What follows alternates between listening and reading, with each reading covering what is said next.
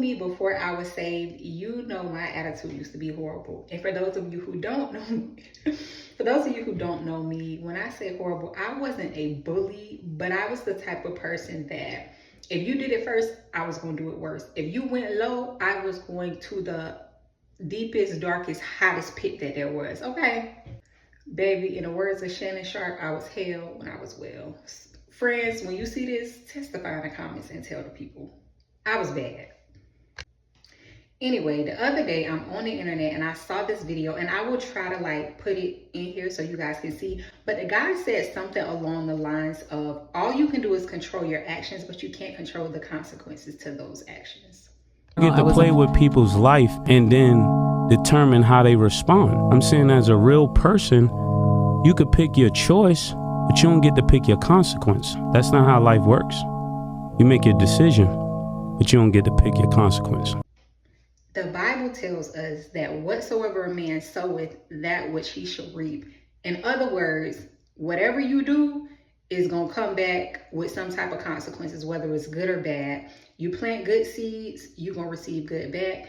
You plant bad seeds, you're going to receive bad back. The world calls it karma. It's really just the biblical principle of reaping and sowing. Anyway, it reminded me of this time when I was in college. So when I was in college, I had this girl. Me and her were like really good friends. We ended up going on this girls trip.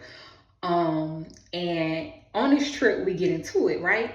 So we get into it. And like I said, I was the type, baby, I was going to let you have it if we was into it, didn't care, right?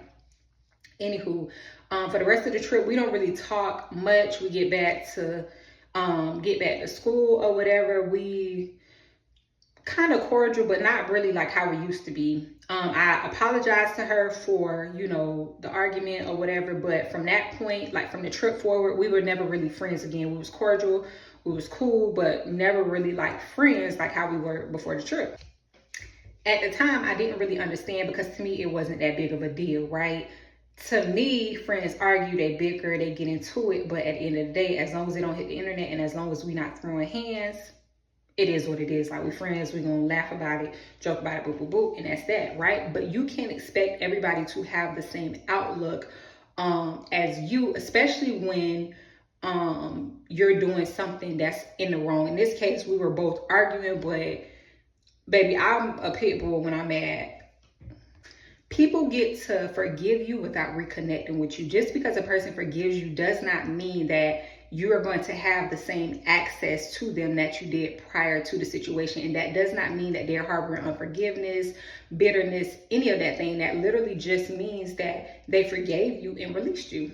What is the message in all this? The message is, be mindful of the seeds that you plant, because there will be consequences to the things that you do. And just because you don't think in that moment that is that big of a deal does not mean that the other person, had that same outlook on the situation. That situation could have caused that person trauma. They could have had to go to therapy. It could have poked at a wound that they have from childhood. You don't really know the consequences of what you do, especially when it's something negative. So be very mindful of the seeds that you plant, whether it's family members, a relationship, a friendship, because you will have to reap what comes as a consequence of your actions. I love you, but Jesus loves you more.